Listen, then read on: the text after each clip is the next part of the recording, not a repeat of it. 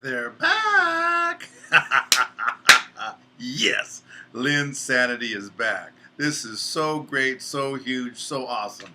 First off, I want to tell Steve A. Smith of ESPN to shut up! He said something on the lines for, not so much Lin-sanity, but, well, Jeremy Lin, he was down there in New York, and, New York did a lot for him to make him famous and big. Really? Really? Well, that's not how I remember it. I remember him going from one team to the other team and getting banished and kicked out and whatever. And then finally, he accidentally gets picked up almost by default by New York. So he's on the team. But that's it. So he's sitting on the bench. He's keeping that bench warm, nice and warm. And then Carmelo Anthony goes out. And then Stoudemire goes out. And then Baron Davis goes out. And so then D'Antoni looks down the end of the bench and he goes, oh, gosh. Can we play with 4 players? Oh, gosh. Okay, get in there. Jeremy Lin, go in. Oh, shoot. Woo, good shot. Wow, good shot. Hey, nice pass. Oh, you're doing good. Yeah, he's kind of like Steve Nash. I knew he was going to do good, blah, blah, blah. Kind of like when you're in the basketball court out there in the park and you're one of the worst guys on the court and you're getting ready to shoot a shot and everyone's like, pass it. No. And you shoot and they're like, nah, good shot. I know you can make that, man. You make those a lot. Whatever. So, point being, it's not like, the New York Knicks said, and the first round draft pick for New York will be Jeremy Lin. And that would mean that, yeah, New York's done a lot for him. But when you pick somebody because you have to, because he's the last one there, and what can you do because you've been losing anyway, so you can't do much worse, save it. And then Carmelo Anthony. Really? You want to say it's a ridiculous offer? Well, I'll go both ways with you.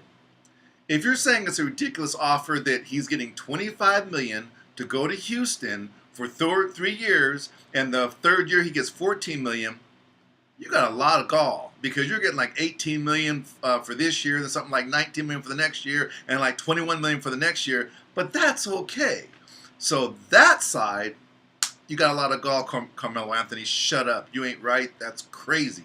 Now, if you're saying that he's getting $25 million, and if the Knicks want to keep them, it's going to cost them $45 million because after 3 years, that $14 million they have to pay on the third year is going to cost them something like $25 million or whatever the math is that makes that 3-year contract cost them $45 million. That's kinda, just barely ridiculous. I can see you saying that, but even there, all the t-shirts he sold, all the tickets he sold, all the hope he's given to New York, all the great play he's done. And then, and there was like a cable network down there in New York that was about to get Time Warner say, cut the lights out. We're not making any money. And he brought enough viewership for that he keep that cable station on. So Lin-sanity has done a lot of economics. So even if it costs New York $45 million, they're not paying Jeremy Lin $45 million, they're paying him $25 million. And you don't have to pay the last $14 million to the third year. So I guess it's like $5 million, then maybe $5 million, and then like maybe $15 million at the last year. So even then, it makes sense. So quit crying, New York. And the part that's kind of fun, though, is that I love, without all this other nonsense, Carmelo hating and freaking, thinking about letting him go, I like Jeremy Lin because he's a class act. He's not complaining. But, dude, he's sitting up there and he should be the point guard, period. I know there's Baron Davis fans, etc., etc. So Jason Kidd's coming over there so he can coach him. Yeah, right, whatever. He might coach him, but I got a feeling he'd be doing a decent amount of playing time. Then this other Sheldon guy comes over who's like an experienced point guard. Really? You're drafting 2 point guards when me, Jeremy Lin, is sitting right here? Oh, I can't believe it. And then it's like history's repeating himself. He's like, oh, hell no. You're not doing me like that again. I'm going to ride this wave. I'm going to go to doggone Houston. and do what I need to do. It was almost like when he was with New York. He's shooting these threes and getting these passes in and doing these wannabe Kobe shots and, I mean, doing a really good job. Sure. He had a little issue with turnovers, a little bit. But he helped them win a 7-game streak, put New York on the map, and got ticket sales and all types of monetary gain going out there in New York. And now you want to go get Jason Kidd, and now you want to go get Sheldon, and you probably still got Baron Davis. And so if I'm Jeremy Lin, I'm like, forget you. I'm going to go to Houston. I'm going to go to Houston and build my stock up so high, because I already have high stock for all the stuff I've done. You can blame part of it on lin-sanity and the hype and all this kind of good stuff, but dude, the guy did well. He ate Kobe's lunch that time New York played LA, and Kobe's trying to say before the show, before the game, I haven't really heard much about him. I don't know what you're speaking of. Shut up, Kobe. You know who the frick Jeremy Lin was at that time. He was one of the biggest things in the NBA at that second, for that day. Bigger than you, Kobe. Bigger than you. But no, he's not better than you. I'm not crazy. He's not a better player than you. But for his situation, he seriously brought it. So anyways, I guess what I'm saying in closing is that I'm proud of Jeremy Lin that he had enough sense to get to Houston. Because I'm also thinking, when he goes with the Knicks, he has to relent or cater to Carmelo Anthony, and then cater to Stoudemire. And then, he's got to do these passes. When Stoudemire and Carmelo wasn't there, he could just shoot his behind off. He could pass the ball off. He was like the franchise player. He was the one keeping New York on the map. Now Carmelo's back. Jeremy Lin who? And now Stoudemire's back. Jeremy Lin who? Now Jason Kidd's coming over. Jeremy Lin who?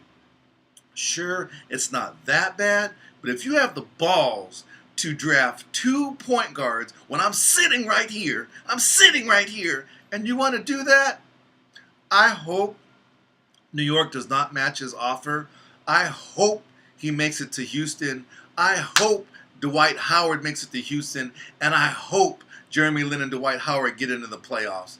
That would be so poetic. But you can kind of see, at least in my perspective, I could be a little paranoid, I could be a little judgmental, but from my perspective, it looks like they're getting ready to give Jeremy the riot act and just mess over him like it was just a fluke frenzy, and he's got a lot of weaknesses, and we got to tell if this is gonna last, and it was just a good 7-game streak, and shut up. Whatever. If that's what you think it was, just a 7-game streak, and that's what you think it was, his turnovers are going to be an issue. And if that's what you think it was, then Jason could be a better tutor, might be a good point guard for 25 minutes.